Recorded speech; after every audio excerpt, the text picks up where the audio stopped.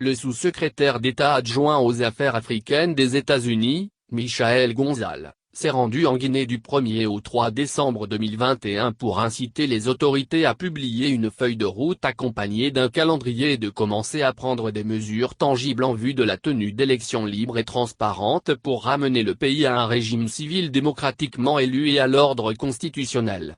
Il a rencontré des représentants du gouvernement, de la société civile et d'autres diplomates de haut rang. Les États-Unis appellent la junte à prendre des mesures pour rendre le pouvoir. Tout au long de ces rencontres, M. Gonzalez a réitéré le soutien de longue date des États-Unis à la Guinée et l'amitié avec le peuple guinéen et a souligné les profondes préoccupations des États-Unis concernant les développements politiques en Guinée, principalement le coup d'État militaire du 5 septembre. Le sous-secrétaire d'État adjoint Gonzalez a souligné qu'il était impératif que le Comité national du Rassemblement pour le développement, CNRD, annonce un calendrier et une feuille de route avant que les États-Unis ne puissent déterminer comment ils pourraient soutenir la transition et reprendre une aide étrangère mutuellement bénéfique.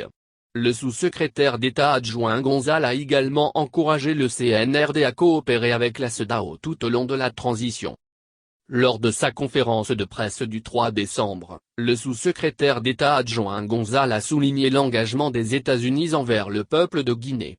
Nous reconnaissons les mesures encourageantes que le CNRD a prises au cours des 3 derniers mois, notamment en libérant des prisonniers politiques, en luttant contre la corruption et en améliorant les infrastructures publiques, a déclaré M.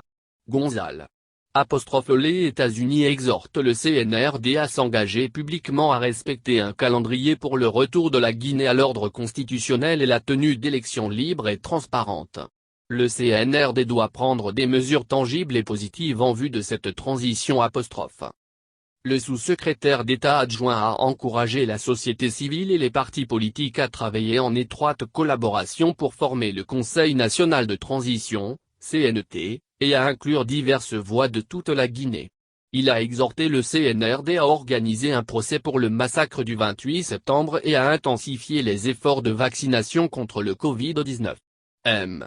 Gonzalez a réaffirmé l'engagement des États-Unis envers les entreprises américaines et a assuré qu'une plus grande stabilité entraînera une augmentation des investissements en Guinée. Les États-Unis restent engagés à promouvoir la démocratie et à assurer la paix et la stabilité dans le monde. La visite du sous-secrétaire d'État adjoint Gonzalez en Guinée réaffirme notre soutien continu au peuple guinéen. Depuis des décennies, les États-Unis collaborent avec des partenaires locaux pour soutenir le développement durable, contrer les crises sanitaires et protéger les droits de l'homme en Guinée. Notre engagement reste inébranlable.